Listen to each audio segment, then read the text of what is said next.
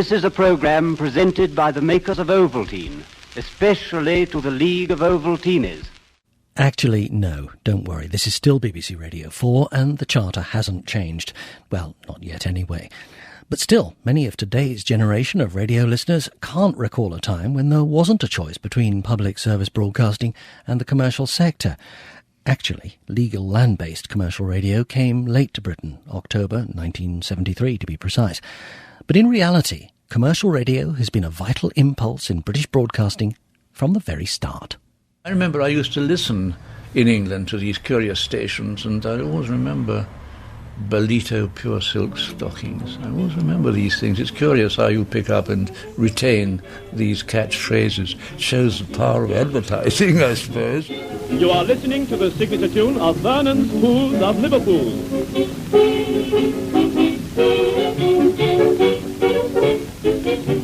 Vernon's Pools are here again. The crowd begins to cheer again. A win on Vernon's Pools and then happy days are here again. Poor Geraldo introduces his next tune, I've Got Something I'd Like to Say.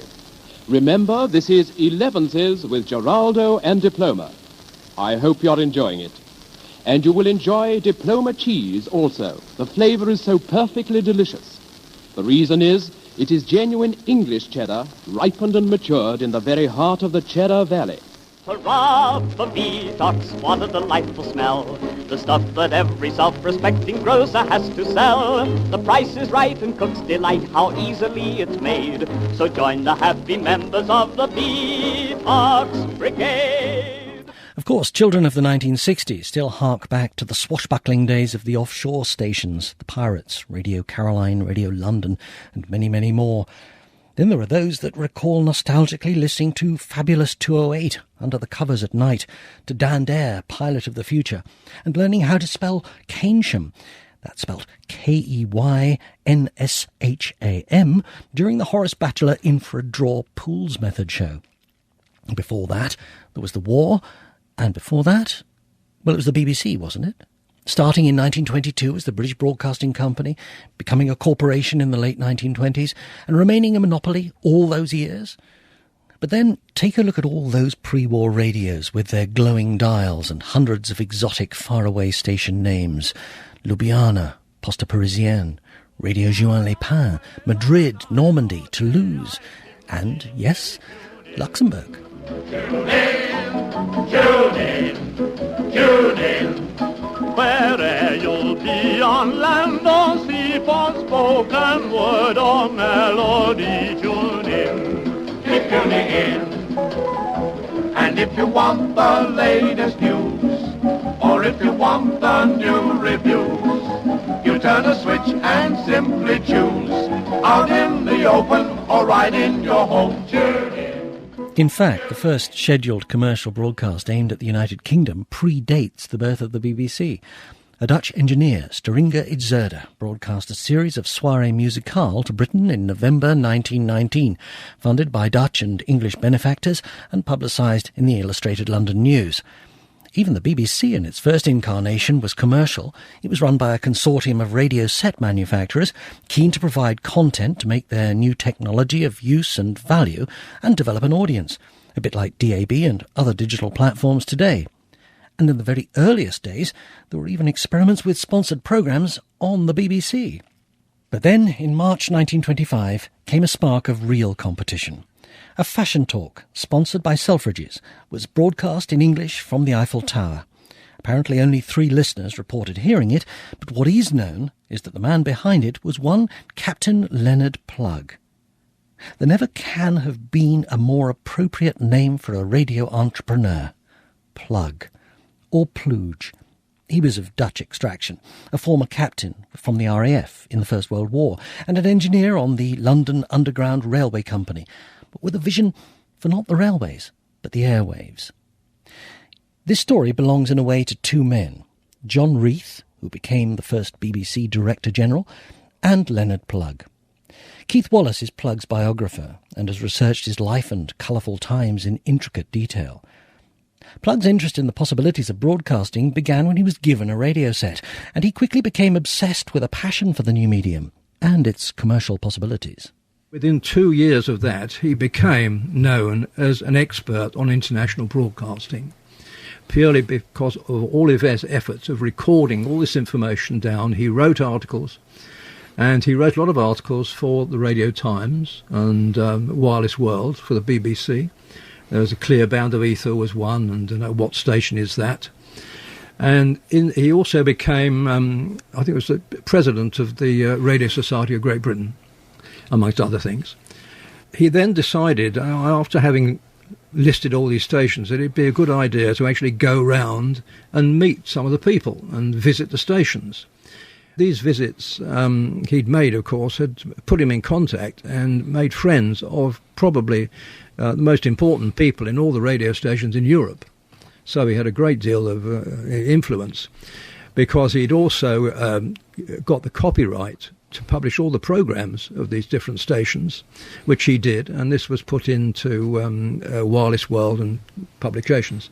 So was it also put into World Radio? It was put into World Radio as well, yes. All the information on the programming schedules of the continental stations were put in to World Radio by plug, but he wasn't credited with necessarily.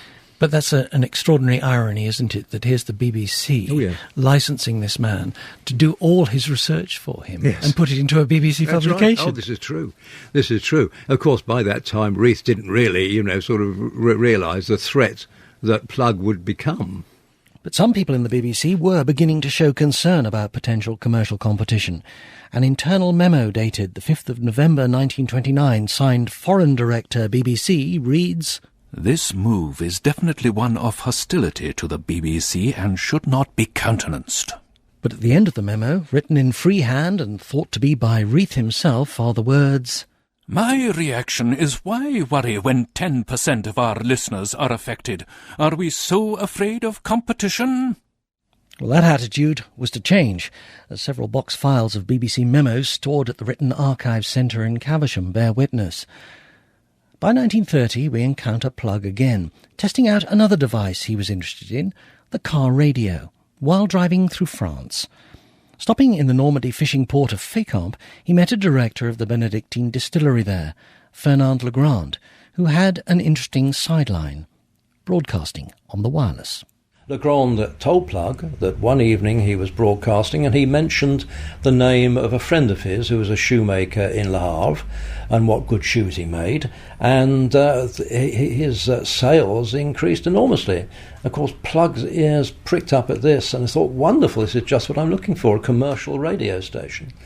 And so he thought, well, I'd better do something, and he rushed off down to Le Havre to buy some gramophone records. And before he could buy them, he had to go and get some money. So he went to the English bank in Le Havre, the National Provincial, and to draw his money to buy some records. And drew some money. And while he was there, he was talking to the teller, and he said, "Do you happen to know of anybody who'd be prepared to go to Fécamp on a Sunday evening and put on a few gramophone records?" So the chap said, he said, yes. He said, I'd be rather interested in doing that myself. I've got a motorbike, and I could, drop over there and do it for you. So his name was William Evelyn Kingwell, and he was really the first disc jockey. He was certainly the first disc jockey from Radio Normandy, and he carried on for a few weeks until Max Staniforth arrived.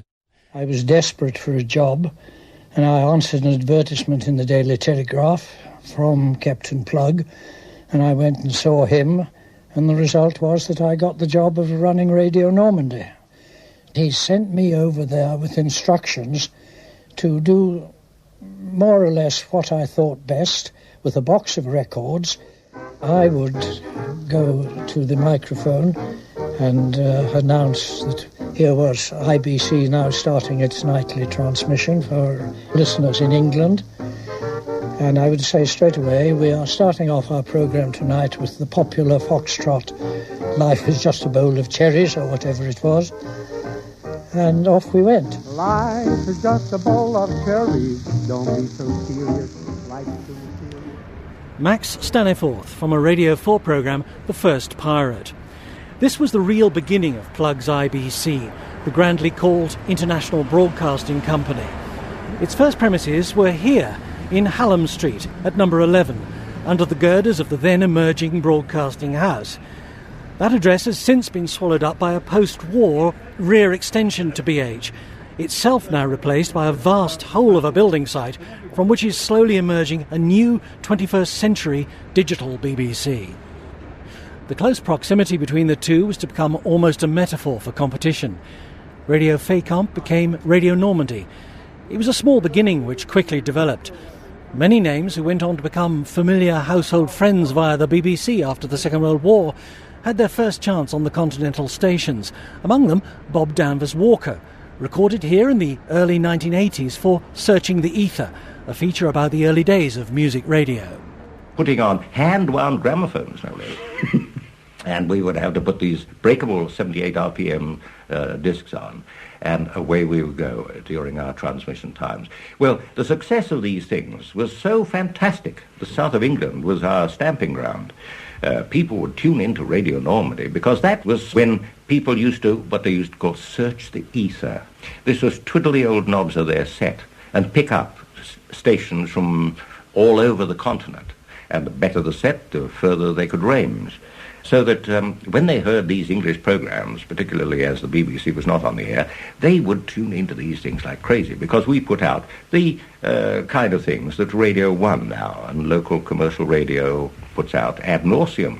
All the pop music from beginning to end of our transmission times.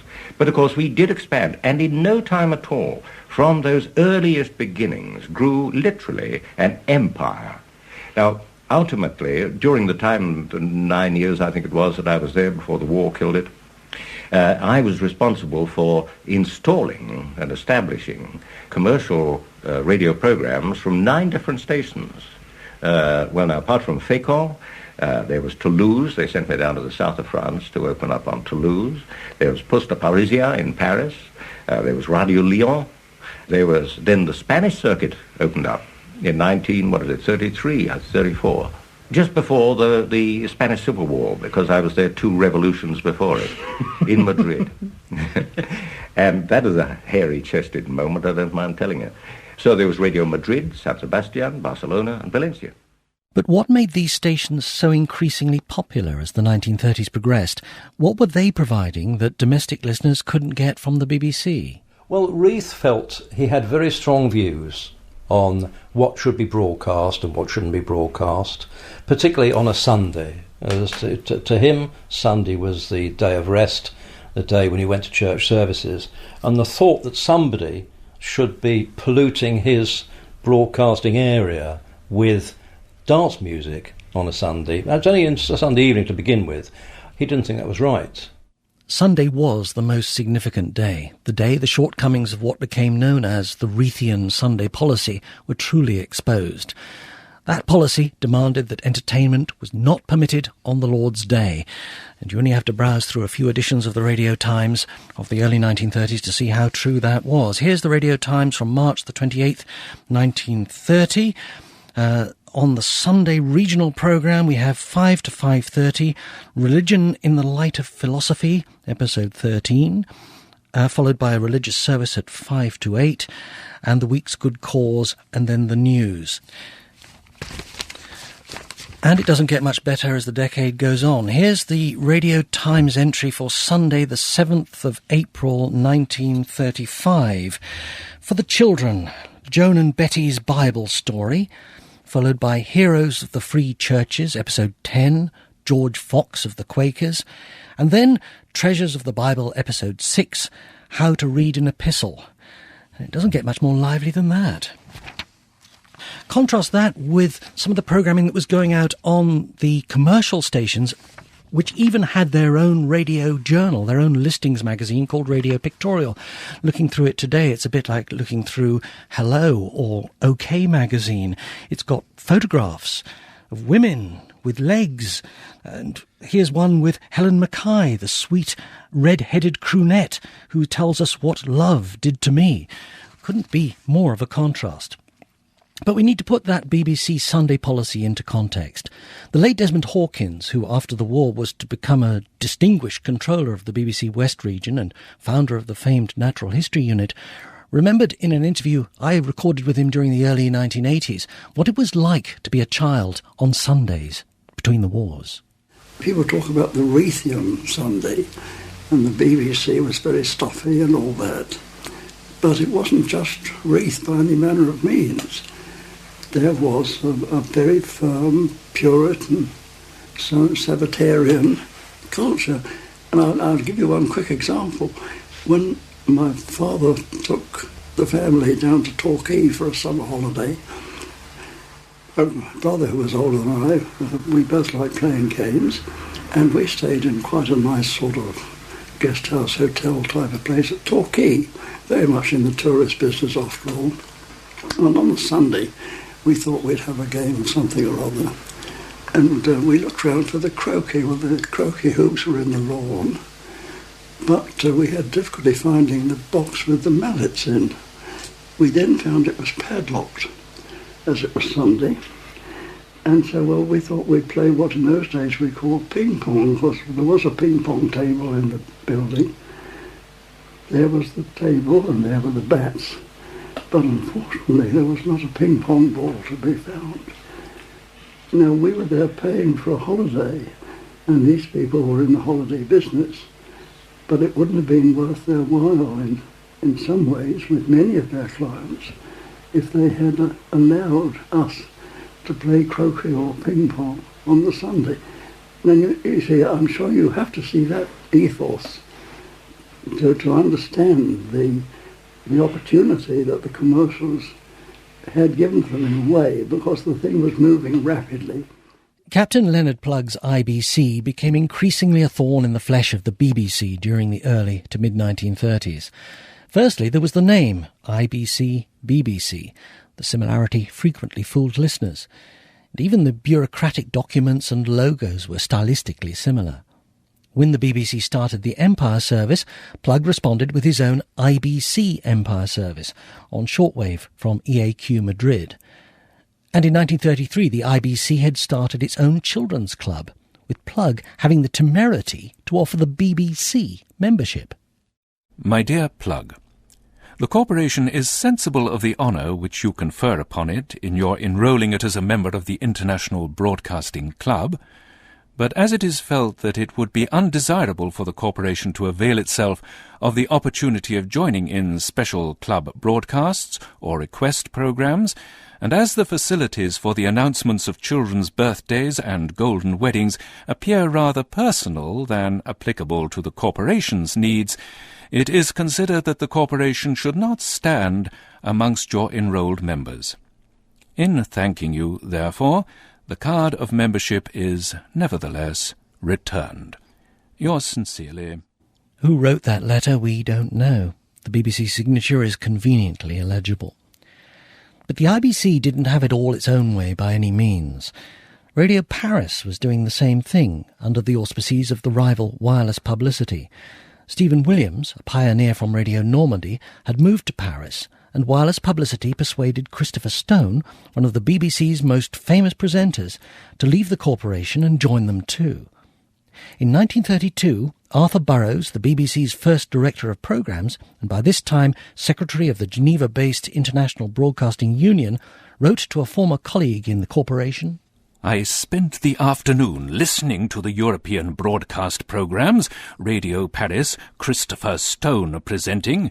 I heard 2 programmes of gramophone records sponsored by an establishment in Brixton Road. A more disgusting display of musical depravity could not be conceived. Springtime and the young man's fancy lightly turns to love. Springtime and the young man can see skies of blue above. With a heart that is light and a mind that is free, in fine weather or stormy, your motto should be. Happy is the day when the heart is young, the heart is young, the heart is young. Happy is the day when the heart is young, no matter who you are. Save your business from the rocks, drop a little line to box. Happy is the day when the heart is young, la la la la la la la la. Christopher Stone speaking. I know you'd like to hear the rest of that, and so would I, but I just want to interrupt and explain a word that was mentioned, and that was Vox. I want to tell you what Vox is. It's the name of the company that specializes... One of the big events was when we persuaded Christopher Stone to forsake the BBC and join us.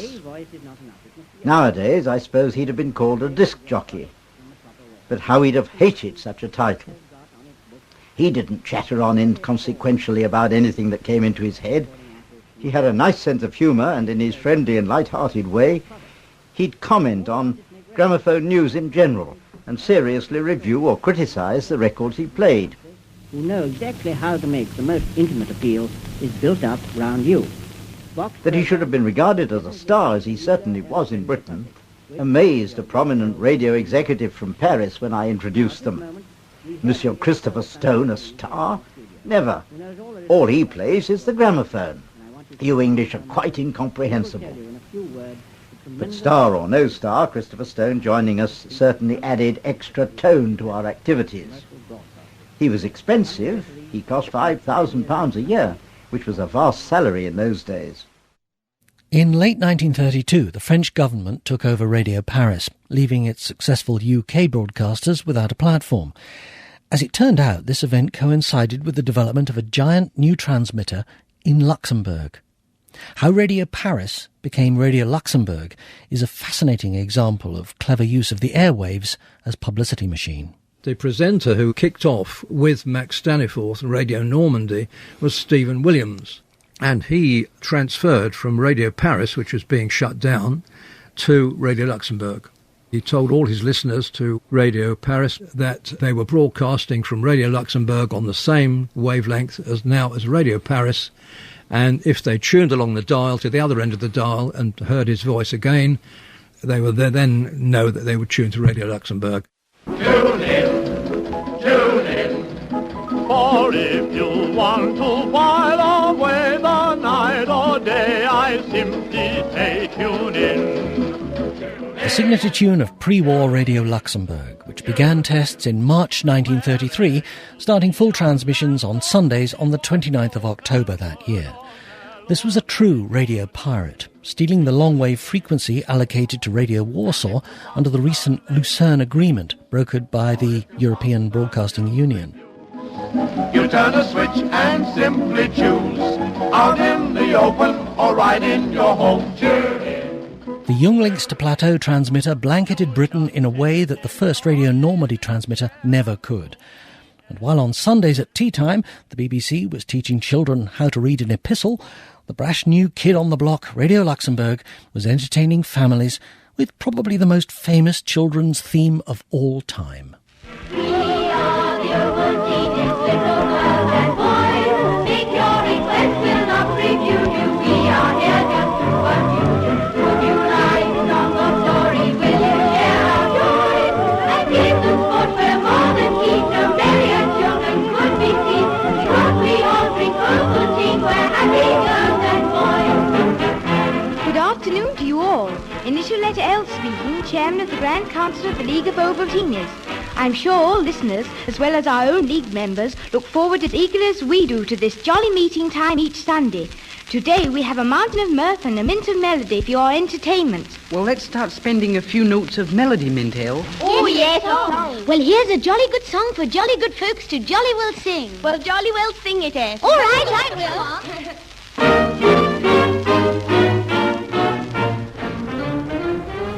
The International Broadcasting Company retaliated by beginning work on a major new studio and transmitter site themselves in Normandy. Growth meant more ambitious programming. The IBC moved to premises further up Portland Place, just about 200 yards from Broadcasting House, and these still remain today. Behind the grand pillars of 35 to 37 is Devonshire Mews and a pub, the Dover Castle, where IBC staff used to drink and plan the programmes.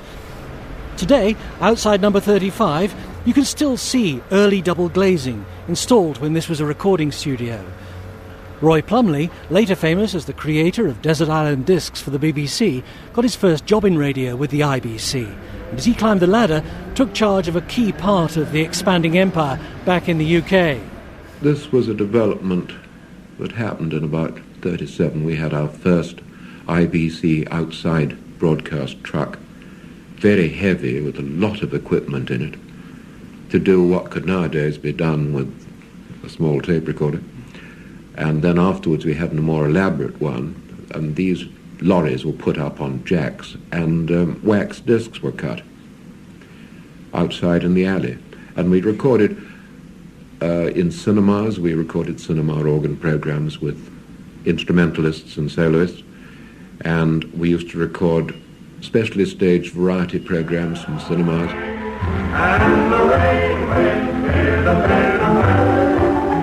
This rare recording is interesting in its own right. Radio hadn't yet learnt to let the variety show speak for itself. Here Roy Plumley is commentating on the occasion, rather as he would at a sporting event.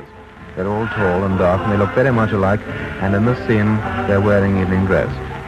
They're an incredibly versatile bunch of people. During the show they've been dancing and playing instruments and doing sketches, and now you're going to hear them singing. Two of them, by the way, have got a violin and a guitar.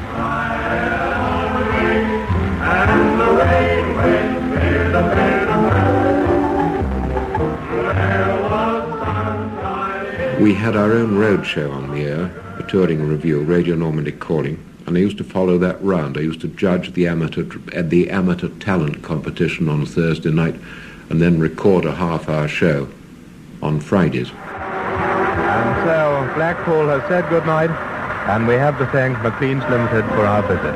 Good night, everybody, from the whole cast of Lawrence Wright's On With The Show company, and your commentator, Roy Plumley. And some of the location recordings were made in even more exotic places than Blackpool.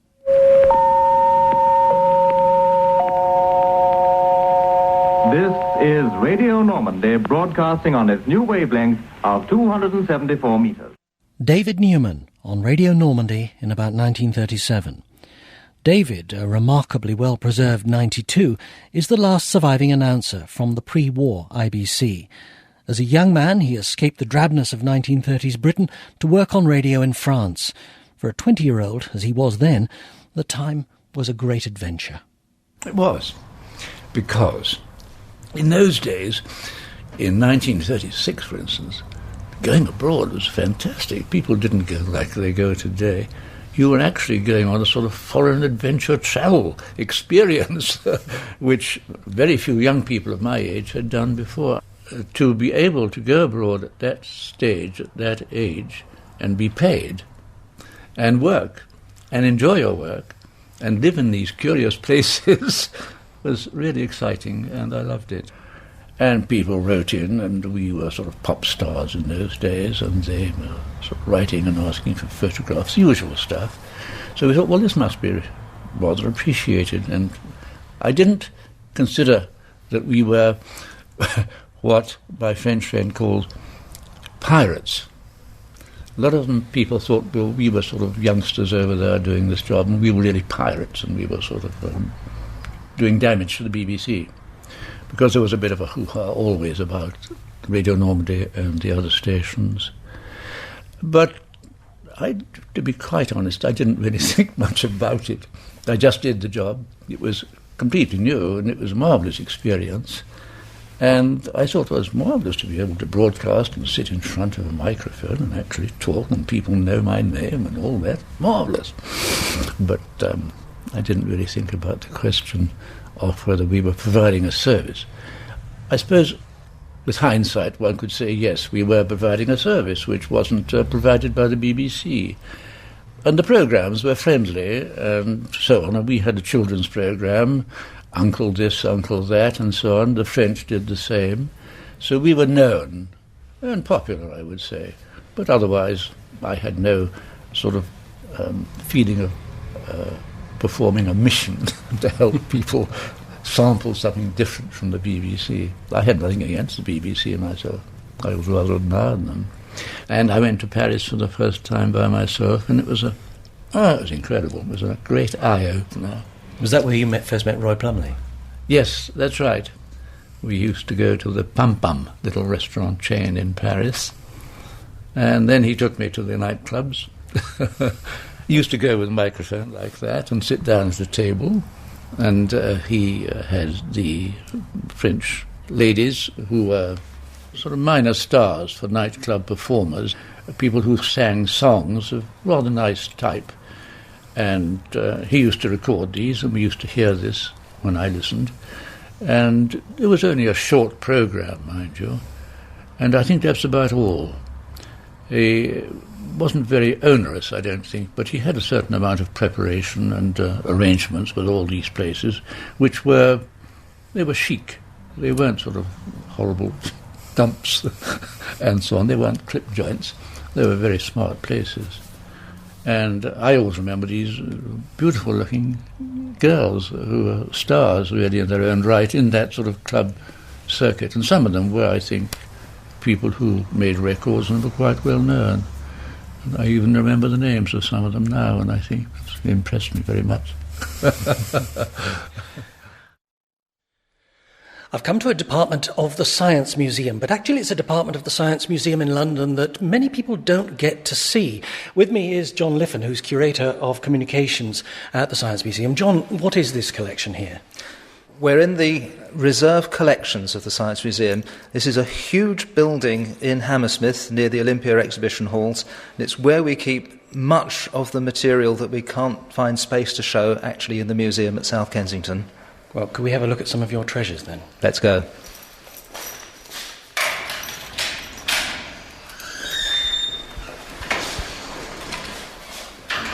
On either side of us here we've got racks and racks reaching way up above our heads to the ceiling and full of extraordinary objects from the past, all relating in some way to broadcasting and media and such like, John? That's right. We're passing some of the earliest Cook and Wheatstone needle telegraphs. We're looking at later machine teleprinters, sounders, printers, Morse keys, and over on the other side we're looking at radio sets, televisions, recording equipment used in studios. Just, if it's been used in communications over the last 150 years, we may well have an example of it. One of the things that I notice is the beauty of early precision instruments. It's a bit like looking at surgical instruments. This wonderful glow of brass and everything is finished in that minute detail. And nice wood too as well. I mean, a long way away from the plastic we've come used to. That's right. In fact, curators often refer to the brass and glass collections. This is Sean Davis, who's a recording specialist and actually a former employee as an engineer for the IBC, Captain Plug's International Broadcasting Company.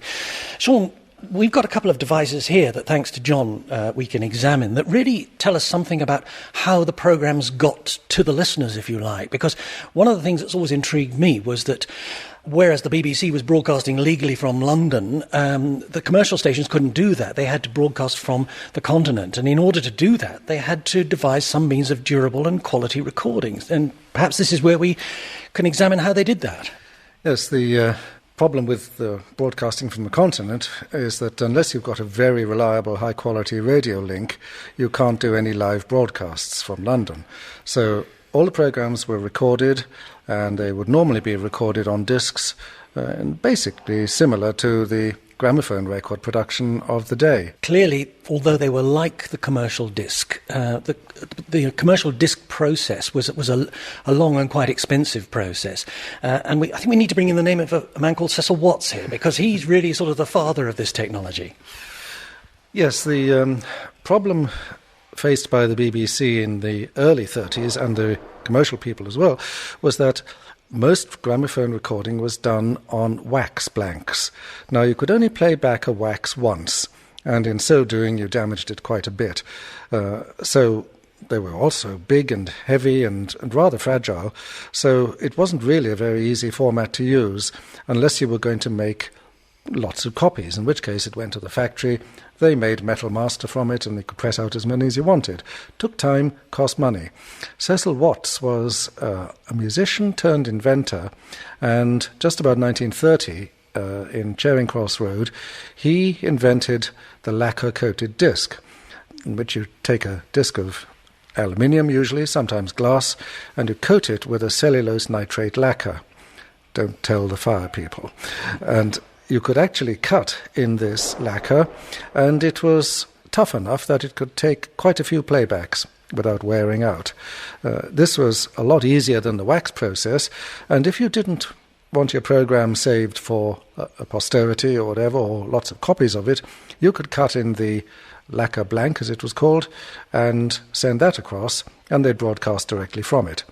Unfortunately, the chemical construction of the lacquer is such that very few of those lacquers from those days survive now.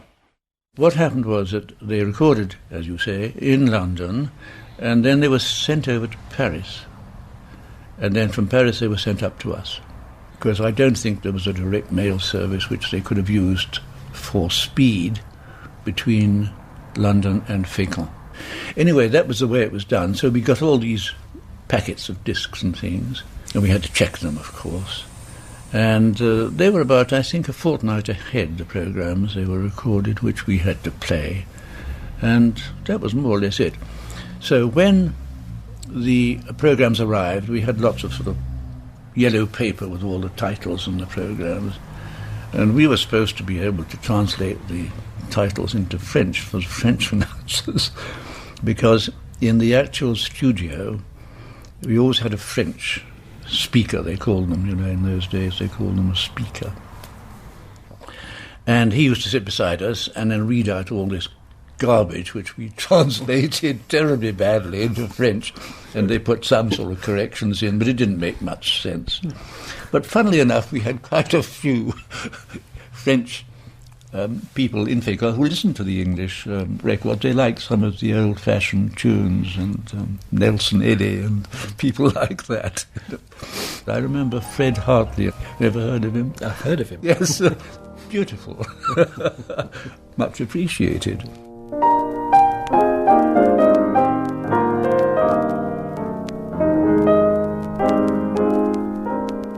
John Liffen, Curator of Communications here at the Science Museum, we've got a device here which is really an example of how those discs were cut. Yes, it's a Palmico direct disc recording machine. It's quite massive in construction, a very solid steel base with a sort of black crackle finish, a very heavy, large electric motor at the back, and then a device that looks like the conventional pick-up arm of old on your record player, but much more massively constructed, with a special type of cutter head which sat on the turntable on which you placed your lacquer disc. And there's a feed screw at the back so as to drive that cutter head across the disc as the recording is being made. Sean, the issue when you start to convert content to technology, it becomes quite complex, because many of the shows broadcast by the IBC on Radio Normandy and also shows on Radio Luxembourg were quite long. I mean, they were 45 minutes, an hour, whatever, and in front of an audience too. So presumably you get through quite a lot of discs when you're recording a show like that. Oh yes, you would. And in fact, some people, some places took care of this. The BBC was quite standard that any recording location in the BBC had 2 machines, not 1. Because if you're doing a live show, not a live broadcast, but you're doing a show in front of an audience, and you've got 1 cutting machine, and something goes wrong, the material cut from the disc is called a swarf, and if that gets tangled around the cutting stylus, you've ruined that side, and then you've got to go on the talk back and stop the comedian in full flight just before his punchline and deflate the audience. Nobody loves you at all. So the best way is to have 2 machines running, and if the one of them swarfs up, as we call it, then the other one's still running, and nobody knows that you had a disaster. I only know that the quality of the recording was you couldn't tell whether it was live or not. In fact, my French friend says that he sometimes thought, according to what the French listeners said, that these were live broadcasts from the studio. The quality was so good. And I remember in particular one singer called Morton Downey. And that was a sponsored disc about that size. About 20 inches across. Yes, incredible. And that sort of went on for quite a long time, half-hour program, I think. And it was really first-class quality. And people, as I said, they couldn't tell. They thought it was live, these programs sometimes. Obviously, you had the odd scratch occasionally. You could hear that all right, but rarely. lovely lady, I'm falling madly in love with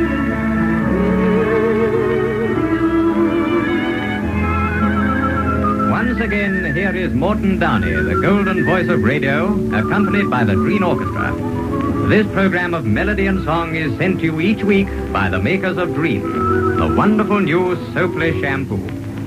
Now today, Morton sings a special request number, but here he is himself to introduce it. One of America's gifted composers is my good friend Nick Kenny, a brilliant young newspaper man of New York. I'd like to sing you his latest hit, which is Carelessly, you gave me your heart, and carelessly, I broke it, sweetheart. Well, of course, this being the Science Museum, we have in our hands one of these very discs we're talking about. John, tell us a little bit about this disc. It looks to me like the sort of 10-inch LP that I remember from the 1950s. It's not much different, ostensibly. What it is, it's one of the direct disc records that were made by the BBC for war reporting during the latter stage of the Second World War. This was used as a special portable machine that was designed specially for this project. It was known as the Riverside Portable because it looked like the clockwork gramophone that you would take to the seaside in the 1930s. So this is the sort of disc that people like Richard Dimbleby and Stanley Maxted, who made that famous extraordinary recording at Arnhem, they'd have been recording onto a disc like this. Exactly like this one, and indeed you could take this recording machine into the air, and so some of the famous records of bomber raids over Germany were made on machines like that, using discs like the one we've got in front of us now. So the technology that allowed some of the great wartime radio broadcasts by the BBC in large part grew out of a commercial imperative during the previous decade. In fact, the quintessential home of international public service broadcasting, Bush House in London, headquarters for so many years of the World Service, was inherited at the outbreak of war from the huge American advertising agency J. Walter Thompson. In 1937, JWT had opened a new state-of-the-art radio studio in the basement of Bush House. The claim was that it was the most advanced radio studio in Europe, and certainly the reporter from Noon's Practical Mechanics magazine was impressed at the time. The recording system has the advantage that the record can be played back instantly. At the opening demonstration, Foster Richmond, the well-known singer, recorded an item which was reproduced through the loudspeakers in the studio almost before he had time to sit down. In addition to a monitoring room, there is a dubbing or editing room, in which are a number of special disc recorders as well as sound-on-film recorders. But the most revolutionary aspect of the new studio was in its very fabric. The walls of the studio are panelled in such a way that the panels may be reversed. The one side is quilted to reduce echo, whilst the other side is panelled to provide echo, and thus any desired studio acoustics may be obtained in an instant.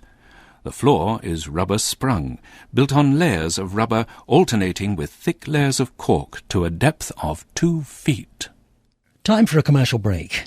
We hear a lot about deceiving audiences these days, but here's a dubious attempt at public service broadcasting from Radio Normandy around 1937. And now, here's another problem letter. A listener writes this to me. Dear Les Allen, I've got the gramophone record you made of Love Will Find a Way.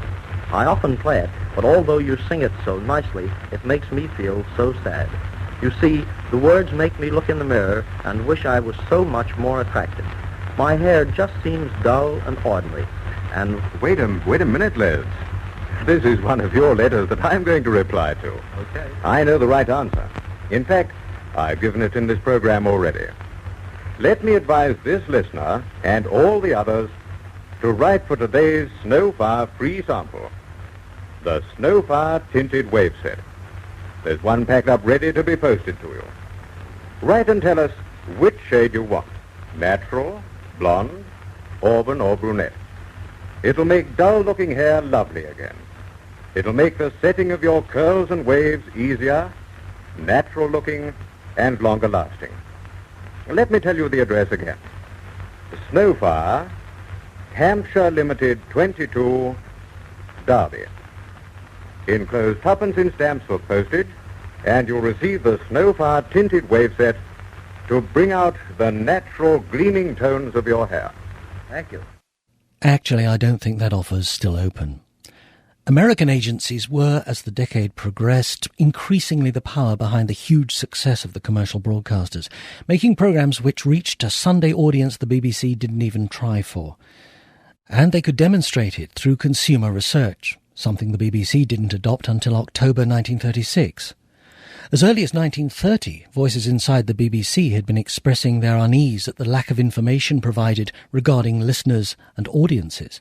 Val Gielgud, director of drama, wrote, "It must be of considerable disquiet to many people beside myself to think that it is quite possible that a very great deal of our money and time and effort may be expended on broadcasting into a void." In 1936, the corporation gave in, appointing Robert Silvey to set up listener research. In fact, as Silvey himself recalled in his book Who's Listening, the BBC had actually poached him from a commercial organisation. I was in the statistical department of the London Press Exchange, one of the largest advertising agents, and there it fell to me to write the report on a survey of listening to continental stations. The survey showed that the regular audiences for these stations was substantial and increasing. In a BBC memo, dated October 1937, Silvey wrote, "From inquiries I have made with advertising people, I believe that the amount spent by advertisers in buying time on continental stations has been approximately 1934, £30,000, 1935, £315,000, 1936, £650,000. It is believed in well-informed quarters that the 1937 figure may be very nearly double that of 1936. The years 1938 and 39 saw the commercial radio scene reach a high watermark. J. Walter Thompson and other agencies were developing more and more built programmes, introducing soap operas from the US like Stella Dallas. They linked radio messages to storylines in Radio Pictorial and other magazines.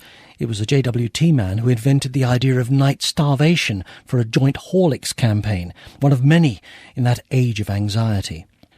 This was sophisticated commercial radio that understood audience measurement and how to sell the medium, experience gained through years of successful work in the United States. In early 1939, the organisation issued a promotional disc designed to attract UK clients to radio as an advertising medium. It shows clearly the divide in the advertiser's mind as to who would listen to these programmes and who would not. The BBC's sometimes been accused of patronising its audience, but what's interesting here is that for pre-war commercial radio, the message was that the radio audience was something to be exploited.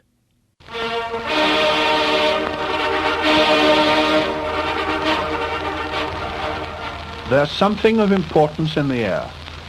The radio department of the J. Walter Thompson Company brings to your ears extracts from its principal programs. Frankly, we know that you, as a businessman, may not find all our programs entertaining. You may say that the selling talks would not sell you.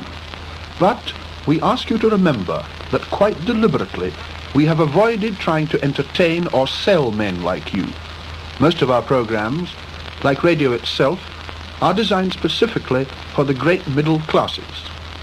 There's something of importance in the air.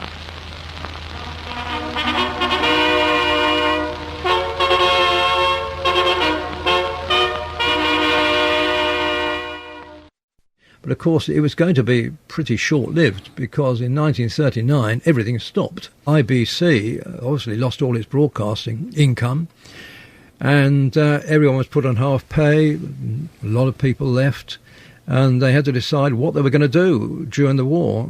They had a meeting over at Dover Castle, a lot of the engineers, and they said they would offer their services to the government, change the name of Radio Normandy to Radio International, and they would broadcast programmes to the forces.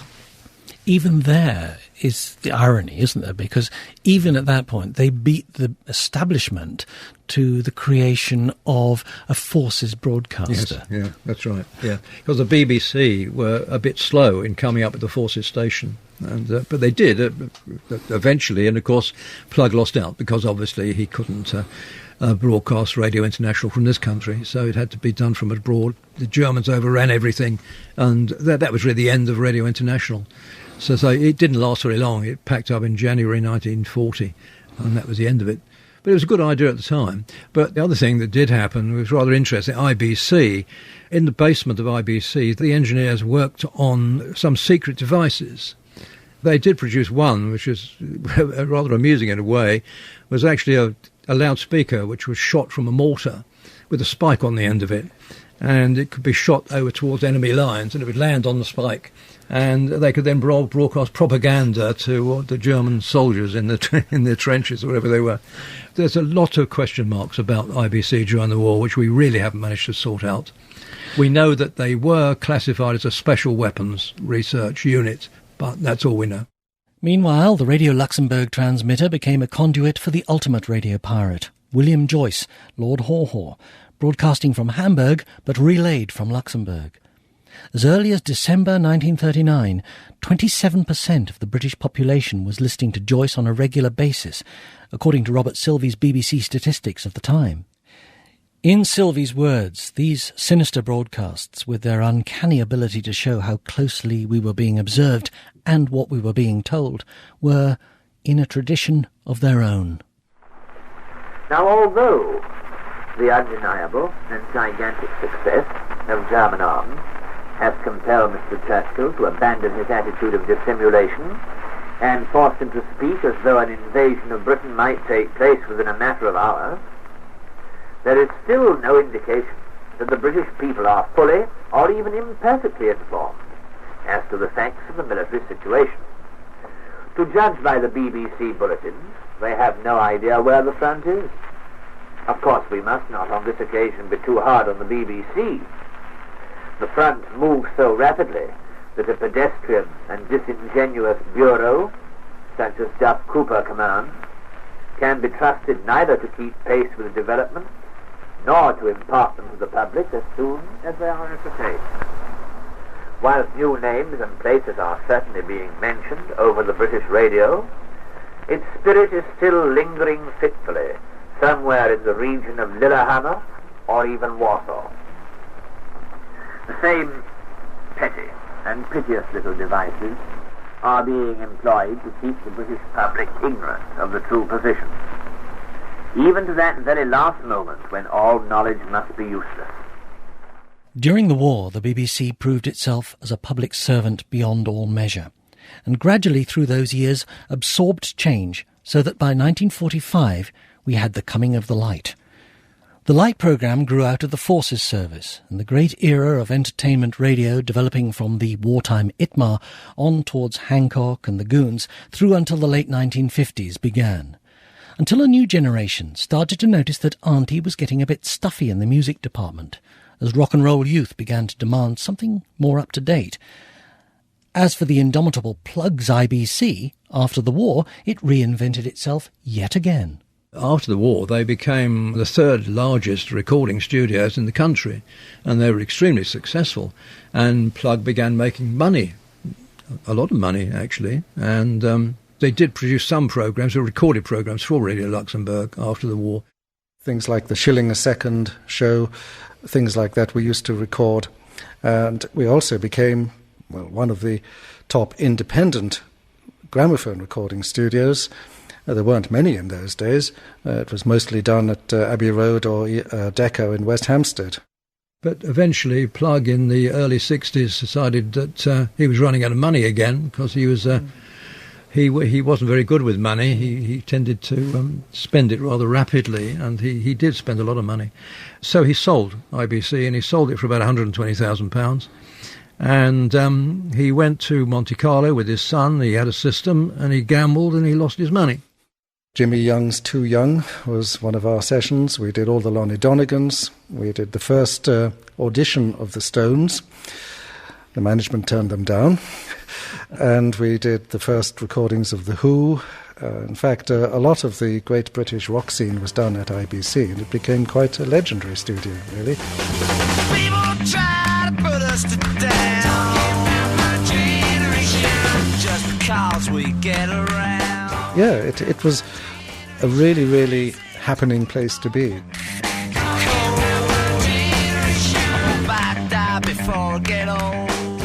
And the stations that played that music before there was a Radio 1 or 2 to do so were, of course, the offshore pirates of the 1960s, which is where we came in. So much in history is cyclical, and broadcasting history is no exception. As for Captain Leonard Plugg's Radio Normandy, which had started the whole thing, it officially closed on the 7th of September 1939, 4 days after the declaration of war, with words by Roy Plumley. And now the International Broadcasting Company's transmission is drawing to a close. To those of you who are keeping watch on board the ships of the seven seas, fair winds and a good passage. To those of you who man the lightships on our sea-washed shores, may your night proceed peacefully, immune from fog. To bakers and newspaper workers, to young mothers who tend their darling little ones, to those who are rising to ashore the early morning ships, may your day of toil be fruitful. And to the rest of you, especially those who may be sick or suffering, good night and happy dreams. Good night. A benediction that listeners on every IBC station had become familiar with at the end of daily transmissions for nearly a decade. Oh, say, then I'll go, or you'll know that I love you. I love you so. God, Pirates and the Ovaltineys, this week's Archive Hour, was written and presented by Sean Street. The reader was Tom Durham, and the programme was produced by Julian May.